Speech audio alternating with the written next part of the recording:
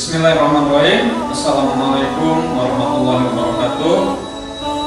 Salam sejahtera untuk semua. Sampurasun. Kita bertemu kembali teman-teman pemilih dengan program bareng atau ngabuburit bareng bersama KPU Kota Cimahi. Dan dalam kesempatan ini saya coba akan membahas tentang sebuah peristiwa akhir puncak daripada penyelenggaraan pemilu. Tentu saja adalah adanya peristiwa pemungutan dan penghitungan suara dan rekapitulasi hasil penghitungan suara. Nah, tentu saja di dalam proses pelaksanaan pemilu kita membutuhkan partisipasi masyarakat yang aktif, terutama yang bersedia menjadi panitia penyelenggara, baik itu di tingkat kecamatan yang disebut dengan panitia pemilihan kecamatan atau PPK, kemudian juga panitia pemilihan kelurahan ya di tingkat kelurahan atau PPS ya, panitia pemungutan suara. Dan tentu saja yang paling berperan sekali ketika pada hari H adalah ketika pemungutan dan penghitungan suara adalah petugas KPPS, yaitu kelompok penyelenggara pemungutan suara. Nah, tentu saja ada kekhawatiran, kita bisa baca mungkin ada kekhawatiran tentang peristiwa yang terjadi di di tahun 2019, di mana ada sebuah tragedi atau sebuah peristiwa yang tidak kita inginkan, bahwa banyaknya petugas KPPS yang meninggal dunia dikarenakan kelelahan di dalam menjalankan tugas sebagai petugas KPPS. Nah, tentu saja melihat dari sana, kami dari KPU, khususnya KPU RI, membuat mengevaluasi semua kejadian itu, bagaimana supaya hal tersebut tidak terjadi lagi di tahun 2024 nanti ya. Nah, apa saja yang di terobosan-terobosan yang sudah direncanakan oleh KPU RI.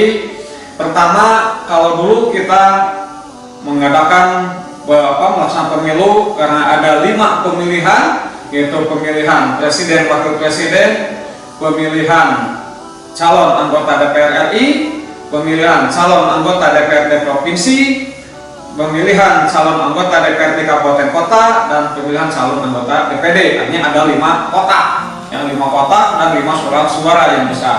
Nah, tentu saja kami sudah mencoba dari KPU RI membuat terobosan yang mensosialisasikan, mensimulasikannya, yaitu mencoba akan membuat penyederhanaan surat suara. Ya. Penyederhanaan surat suara. Jadi ada 3 kategori yang sudah disimulasikan. Ada yang 1 jenis surat suara, kemudian 2 jenis surat suara, dan 3 jenis surat suara. Otomatis kalau dipilih yang 3, artinya hanya 3 kotak saja, tidak 5 kotak. Nah, tentu saja dengan penyederhanaan surat suara juga, tentu saja kita juga apa sih penyebab kemarin kelelahan itu? Apakah hanya pada saat pemungutan penghitungan? Ternyata juga pada saat membuat rekapitulasi, karena harus mengisi formulir yang banyak ya, formulir C1 yang bisa kita kenal. Nah, kita juga menyederhanakan formulir nantinya ya. Jadi ya surat suaranya ya formulirnya, termasuk juga dengan rencana kita akan menggunakan sistem Sirekap ya. Jadi untuk rekapitulasinya itu kita menggunakan sistem Sirekap ya. Sistem rekapitulasi ini nanti akan menyederhanakan, mempercepat pekerjaan. Jadi kalau dulu itu kita mengisi formulir C1 ya, kalau jumlah partai ada 16 atau 16 kali sekian bisa puluhan, bisa sampai puluhan C1. Tapi dengan ini cukup, nanti Sirekap ini cukup dengan membuat foto daripada hasil C hasil atau C1 plano yang bisa disebut oleh teman-teman pemilih. C1 plano cukup foto kemudian masuk ke dalam sistem rekap. Jadi cara kerja Sirekap itu ya, jadi nanti kita tidak perlu lagi mengisi C1 ya. Kita cukup membuat foto daripada C hasil atau C1 plano yang biasa dikenal oleh para pemilih, cukup dipoto dengan masuk langsung ke aplikasi Sirekap ya. Dan semua yang sudah punya password, para saksi itu juga bisa langsung mendapatkan hasil foto tersebut, karena itu sudah melink langsung ya. Jadi dan nanti ini akan memudahkan tentu saja ke dalam sistem rekapitulasi. Jadi keotentikan daripada hasil itu sudah pasti dipastikan, karena bukan hasil tulisan pemilih atau mengulang tulisan pemilih atau menyalin, tapi ini sudah pasti bahwa dari foto langsung daripada C hasil. dan ini akan menjadikan dasar nanti pada penghitungan rekapitulasi. Tetapi tentu saja ini sebuah rencana, karena ini belum disahkan oleh undang-undang nanti di karena PKPU-nya, peraturan KPU-nya masih disusun.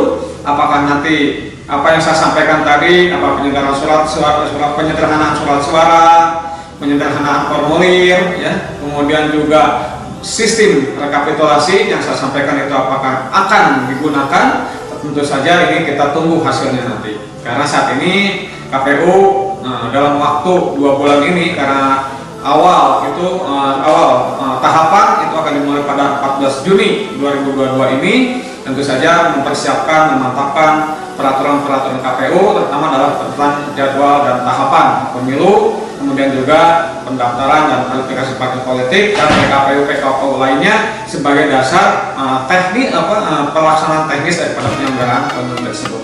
Mungkin itu yang bisa saya sampaikan, mudah-mudahan apa yang saya sampaikan bisa bermanfaat buat teman-teman pemilih, dan jangan lupa gunakan hak suaranya nanti dan mengundang Anda untuk berpartisipasi menjadi bagian daripada penyelenggaraan pemilu, baik itu di tingkat kecamatan, PPPK, PPS tingkat kelurahan dan KPPS. Demikian, wabillahi taufiq wal hidayah. Wassalamualaikum warahmatullahi wabarakatuh.